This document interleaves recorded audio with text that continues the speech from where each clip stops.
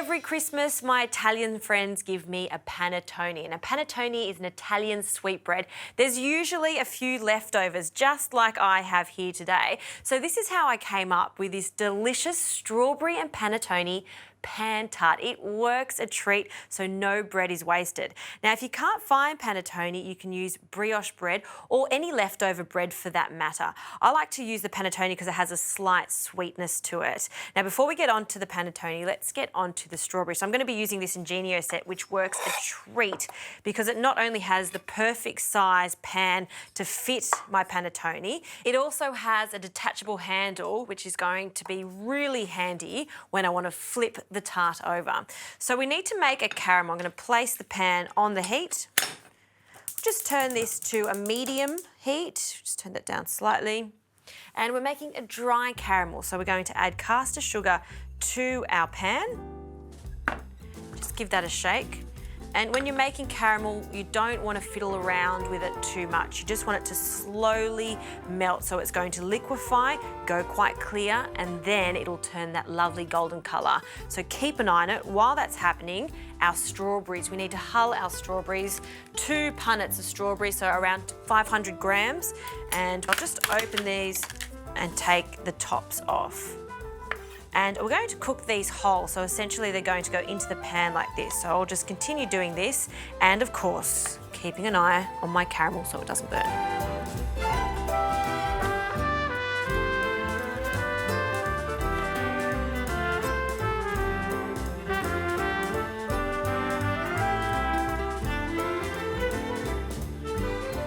Now the sugar has completely dissolved and you can see we've got a lovely golden colour. So this is when I take it off the heat.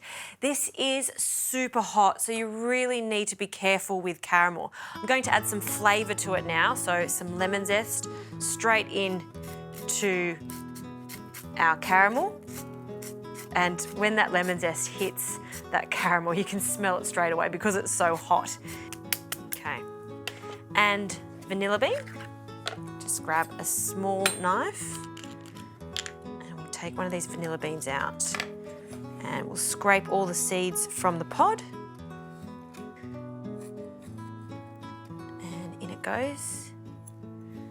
And we'll give it one last twirl just to combine everything and separate those seeds.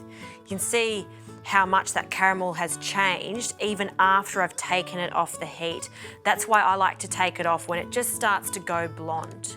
Now I'm just twirling that caramel just so it goes along the rim of the pan, just to seal it off. And this is almost going to act as the glue for our strawberries.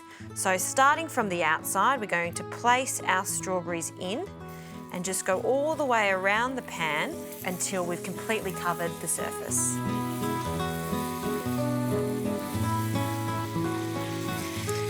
Okay, so I'm just squeezing in the last strawberries. This is enough strawberries for a 22 centimetre pan.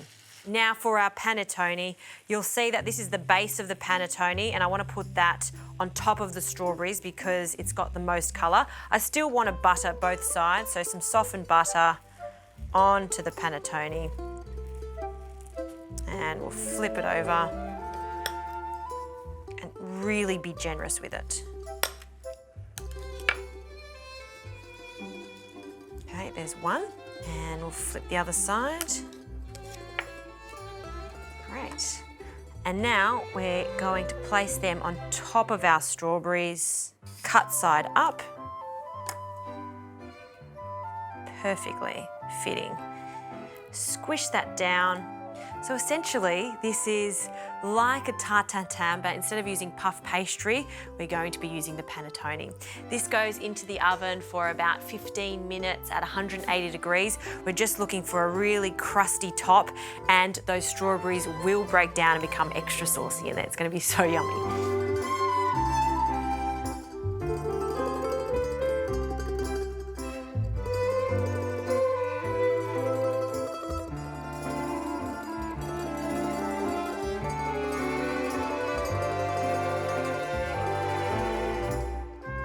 Okay, the panettone pan tart has come out of the oven and I've just allowed it to cool for about 5 minutes.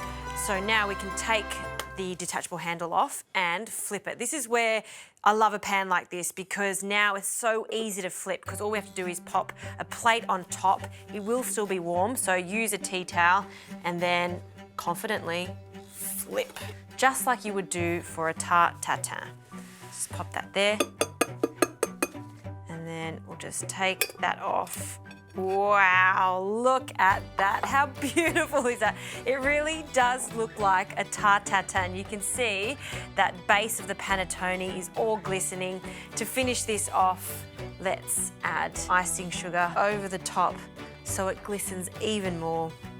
Finally, some sprigs of mint over the top. We'll just let them fall. I like the little center ones, the small ones. There you go, my panettone strawberry pan tart. So easy to do. Like I said, if you don't have panettone, you could use brioche. Even leftover croissants, if there's ever any leftover croissants, you could use them for your base.